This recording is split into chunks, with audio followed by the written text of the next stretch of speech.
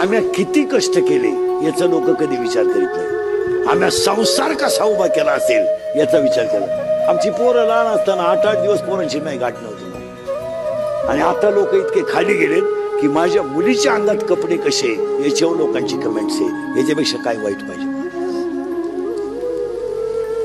आता 4 दिवसापासून माझ्या मुलीच्या अंगातल्या कपड्यावर लोकांनी बातम्या तयार केल्या. पण तिच्या बापान मला द्यावं घोडे, तुम्ही मला घोडे लावा, माझा पिंड गेलाय. माझ्या मुलाचा आणि मुलीचा काय दोष आहे.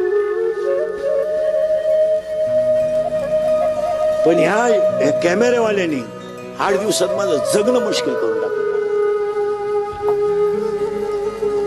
काय मला एक सांगा, मुलगी तुम्हाला आहे, तुमच्या मुलीच्या कपड्यावर एखाद्याने कमेंट्स केली, तुम्हाला काय वाटेल.